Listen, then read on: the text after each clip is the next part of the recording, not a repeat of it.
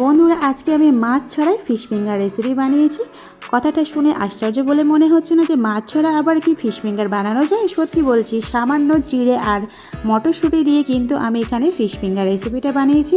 একদম নতুন unique recipe. মাত্র দু কাপ জিরে আর মাত্র 2 কাপ মটরশুঁটি নিয়েই এই ফিশ ফিঙ্গার রেসিপিটা বানিয়েছি।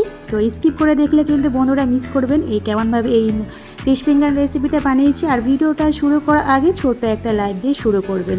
তো 2 কাপের যে মটরশুঁটিটাকে খুব ভালোভাবে জল দিয়ে পরিষ্কার করে ধুয়ে নেওয়ার পরে এরকম একটা সসপ্যানেতে দিয়ে পরিমাণ মতো জল দিয়ে আমি এটাকে খুব ভালোভাবে সিদ্ধ করতে দিচ্ছি। তো আমার ভিডিও যে যেখান থেকে পাচ্ছেন দেখছেন আশেগার এই নতুন ইউনিক রেসিপি ফিশ ফিঙ্গার, তাদেরকে অসংখ্য ধন্যবাদ আমার এই আজকের রেসিপিটা দেখার জন্য। তো ততক্ষণে সিদ্ধ হোক। এখানে 2 কাপের যে চিড়াটা নিয়েছিলাম শুকনো চিড়া, সেই চিড়াটা এরকম ছাঁকনির সাহায্যে খুব ভালোভাবে জল দিয়ে পরিষ্কার করে ধুয়ে নেব। তো এখানে পরিষ্কার করে ধুয়ে নেওয়া হয়ে গেছে, দেখতে পাচ্ছেন একদম ঝরঝরে হয়ে গেছে। আর এদিকে আমি যে মটরশুঁটিগুলো খুব ভালোভাবে সিদ্ধ করে দিয়েছি, 20 মিনিটের মতো লেগেছে আমার সিদ্ধ হতে।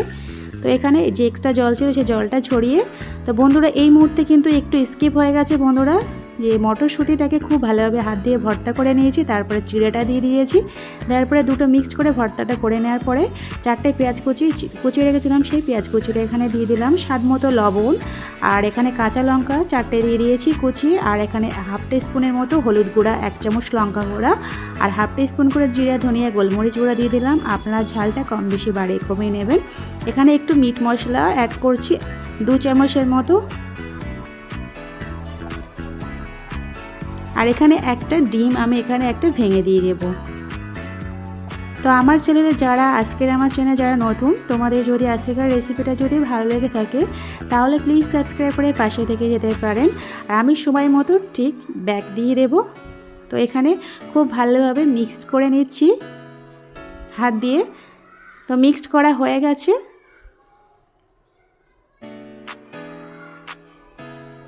এবারে আমি দেব 2 চামচের মতো কর্নফ্লাওয়ার। আপনাদের কাছে যদি কর্নফ্লাওয়ার না থাকে তাহলে আপনারা কিন্তু চালের গুঁড়া এখানে অ্যাড করতে পারেন। আর এখানে 2 চামচের মতো বেসনের গুঁড়া দিয়ে দিচ্ছি। তো দেওয়ার পরে আবার ভালোভাবে হাত দিয়ে মাখিয়ে নিচ্ছি। সত্যি বলছি বন্ধুরা, বাসায় একবার হলেও এই মাছ ছাড়াই ফিশ ফিঙ্গার রেসিপিটা বানিয়ে ফেলতে পারেন। যারা মাছ খেতে একদমই পছন্দ করেন না তাদেরকে এই ফিশ ফিঙ্গার এইভাবে খাওয়ালে কিন্তু সত্যি বলছি আপনার পঞ্চমুখ হবেই হবে, কথা দিচ্ছি। তো এরকম হাতের সাহায্যে এরকম সেভ করে নিয়েছি মাছের আকারে। তো দেখেই বুঝতে পারবেন, নতুন করে আর বলার কিছু নেই। তো দেখে বোঝা যাচ্ছে যে কেমনভাবে আমি সেভটা করে নিচ্ছি। এইভাবে বাকিগুলো সব একই প্রসেসে আমি এই ফিশ ফিঙ্গারের রেসিপি বানিয়ে ফেলবো। তো দেখতে পাচ্ছেন আমার অনেকগুলোই ফিশ ফিঙ্গার বানানো হয়ে গেছে। এবার আমি কড়াইতে দিয়ে ভাজা করে নিলেই কিন্তু যথেষ্ট।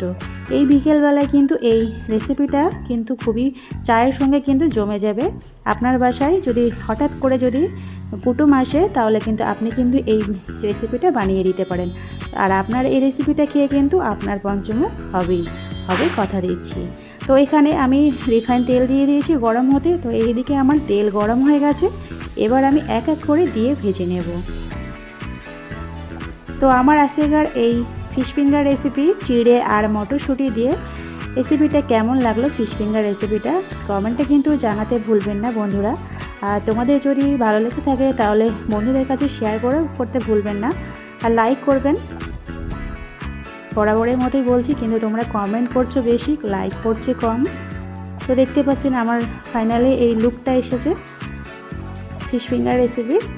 তো বন্ধুরা আজকে এই পর্যন্ত, আবার অন্য এক রেসিপি নিয়ে আপনাদের সামনে হাজির হব। তো বন্ধুরা সুস্থ থাকবেন, ভালো থাকবেন, খোদা হাফেজ।